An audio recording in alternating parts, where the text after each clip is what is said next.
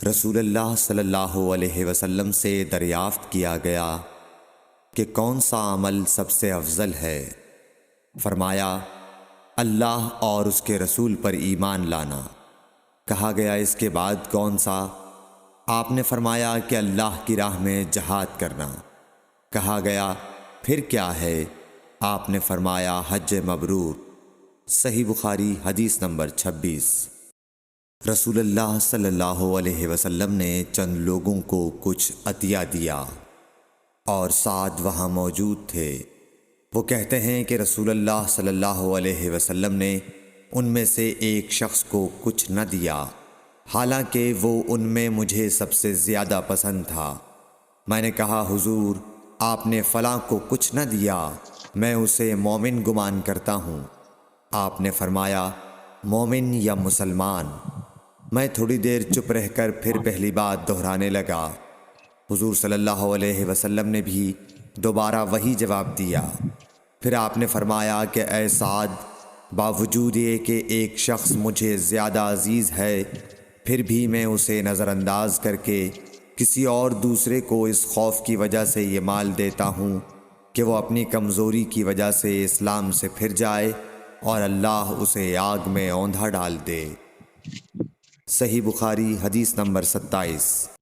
ایک آدمی نے رسول اللہ صلی اللہ علیہ وسلم سے پوچھا کون سا اسلام بہتر ہے؟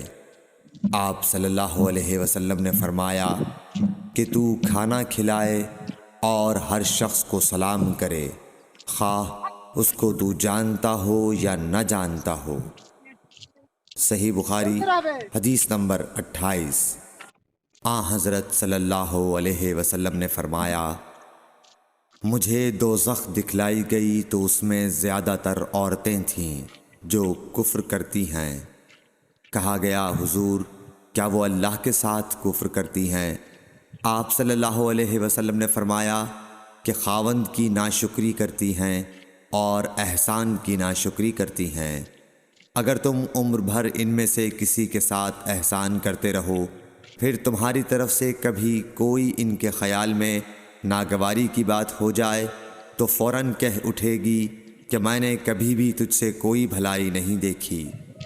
صحیح بخاری حدیث نمبر 29۔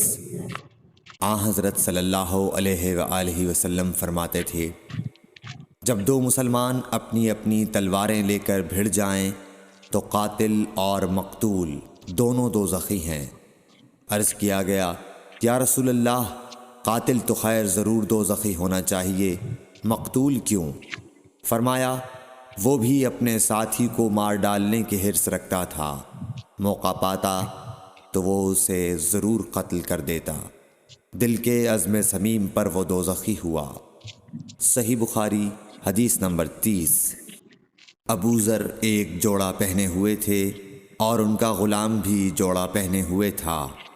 سبب دریافت کیا گیا تو کہنے لگے کہ میں نے ایک شخص یعنی غلام کو برا بھلا کہا تھا اور اس کی ماں کی غیرت دلائی یعنی گالی دی، تو رسول اللہ صلی اللہ علیہ وسلم نے یہ معلوم کر کے مجھ سے فرمایا اے ابو ذر، تو نے اسے ماں کے نام سے غیرت دلائی ہے، بے شک تجھ میں ابھی کچھ زمانہ جاہلیت کا اثر باقی ہے۔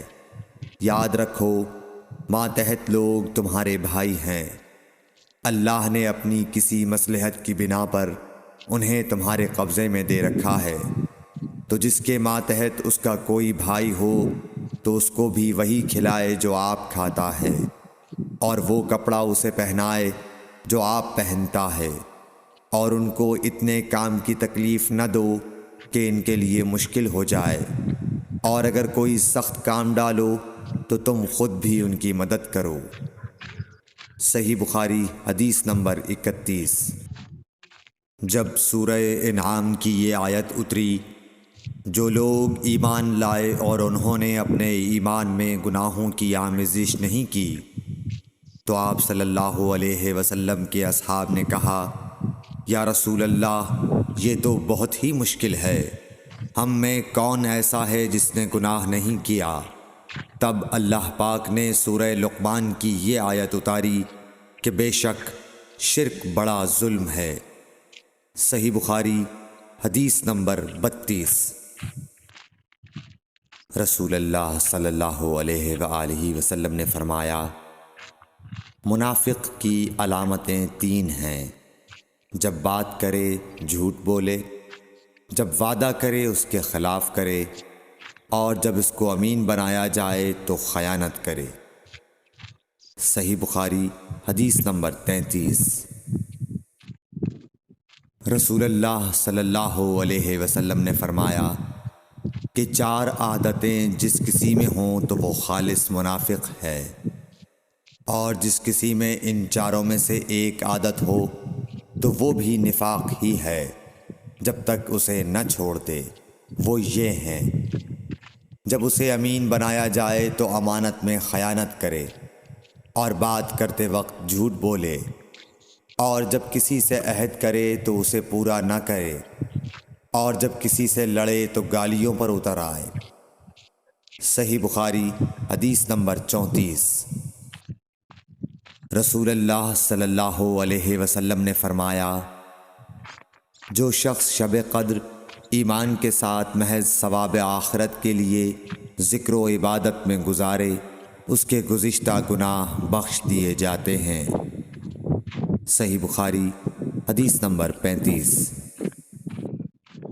رسول اللہ صلی اللہ علیہ وسلم نے فرمایا، جو شخص اللہ کی راہ میں جہاد کے لیے نکلا، اللہ اس کا ضامن ہو گیا۔ اللہ تعالیٰ فرماتا ہے، اس کو میری ذات پر یقین اور میرے پیغمبروں کی تصدیق نے اس سرفروشی کے لیے گھر سے نکالا ہے۔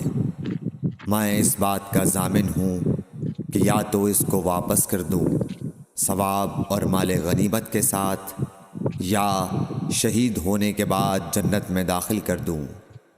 رسول اللہ صلی اللہ علیہ وسلم نے فرمایا، اور اگر میں اپنی امت پر اس کام کو دشوار نہ سمجھتا تو لشکر کا ساتھ نہ چھوڑتا، اور میری خواہش ہے کہ اللہ کی راہ میں مارا جاؤں، پھر زندہ کیا جاؤں، پھر مارا جاؤں، پھر زندہ کیا جاؤں، پھر مارا جاؤں۔